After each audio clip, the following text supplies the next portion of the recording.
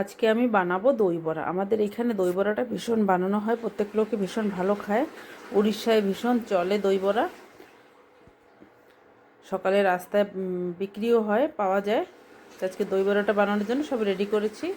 সব রেডি করে এখন আমি দই বড়াটা বানাবো। চলো তাহলে ভিডিওটা দেখতে থাকো, আশা করি তোমাদের ভালো লাগবে। এই যে দইটা আমি এই যে ফেটে নিয়েছি, দইটা ভালো করে ফেটে নিয়ে তার ভিতরে এখন আমি রেডি ফেডি করে তারপরে জল দেব। ভালো করে না ফেটলে দইটা দানা দানা থেকে যায়, এটা ভালো লাগে না পরে খেতে। এই যে জল দিয়ে দিলাম, এখন পরিমাণ মতন আমি যতটুকু বানাবো সেই হিসেবে দইটা জল দিয়ে পাতলা করে নিতে হবে।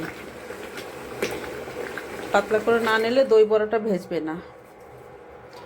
যে দিয়ে দিলাম লবণ 1 চামচ, লবণটা দিয়ে ভালো করে নেড়ে চেড়ে দিয়ে তারপর চিনি দেব। দইটা ভীষণ টক থাকে তো একটু চিনি দিয়ে দিলে মিষ্টি মিষ্টি লবণ লবণ টক টক লাগে, খেতে ভালো লাগে। এই যে দই বড়ার জন্য ব্যাটারটা আমি রেডি করেছি। ওইটা আবার ভালো করে একটু ফেটতে হয়, মাখাতে হয়, অনেক সুন্দর করে মাখাতে হয়। এটা এখন তেল গরম হয়ে গেছে, তেলের ভিতরে আমি ছোট ছোট করে বড়াগুলো ভাজতে দেব। আমাদের উড়িষ্যায় দই বড়াটা এইভাবে বানায়, এটা খেতে ভীষণ ভালো লাগে। কড়াইতে তেল দিয়েছি, যতগুলো ধরে একসাথে ততগুলোই আমি দিয়ে দিচ্ছি। ওই যেখানে জায়গা একটু খালি আছে দিয়ে আমি একসাথে অনেকটা বড়াই ভেজে নেব। বড়াটা লাল লাল করে ভাজতে হবে। হালকা ভাজলে দইয়ের ভিতরে কিছু সময় পরে ভেঙে যায়, মিশে যায়। এই যে এইভাবে লাল লাল করে ভেজে নিলে ভালো হয়। যে এক খোলা ভেজেছি, এখন আর এক খোলা ভাজা বসাবো।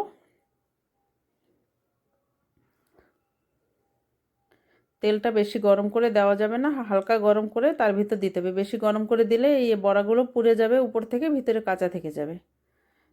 জন্য হালকা গরম থাকবে, সের ভিতরে দিয়ে এইভাবে ভাজতে হবে ধীরে ধীরে করে। এই বড়াটা খালিও খাওয়া যায়, ভীষণ ভালো লাগে খেতে। এই যে এইভাবে আমি প্রত্যেক বড়াগুলো ভেজে নেব। এই যে দেখো কেমন হয়েছে ভাজা, এইভাবে ভেজে নিতে হবে। এরকম করে ছোট ছোট করে ভাজতে হবে। দই বড়াটা ভীষণ ভালো লাগে খেতে, আমাদের এখানে ভীষণ ভীষণ খায় প্রত্যেক লোকে, অনেক চলে এই বড়াটা। দই বড়াটা সকালে বিক্রি করতে নিয়ে এসে ঘরের সামনে। এই যে দইয়ের ভিতরে এখন আমি সব বড়াগুলো দিয়ে দিলাম। এটা দিয়ে একটু নাড়াচাড়া দিয়ে এটা ঢেকে রাখবো। দই বড়া বানানো একদম সহজ, যে বানাতে একদম কষ্ট নাই, ভীষণ সহজ আর খেতে ভীষণ ভালো লাগে। এই যে ওর জন্য ফোড়ন রেডি করেছি, তেল গরম হয়েছে, শুকনো লঙ্কা সরষা ফোড়নে দিয়েছি, আর এই যে কারি পাতা দিয়ে এই বড়ার উপরে দিয়ে দিলাম। আর তেমন কিছু দেব না, চাট মশলা একটু দিলে ভালো লাগে, তা আজকে আর চাট মশলা দেব না। এইভাবে ঢেকে রাখবো কিছু সময়। তারপরে এর সাথে আলুর তরকারি দিয়েও খেতে ভীষণ ভালো লাগে। আমি আলুর তরকারি করেছি দই বড়ার জন্য। যে আলুর তরকারি, দই বড়া, এগুলো সেও দিয়ে খেতে ভীষণ ভালো লাগে।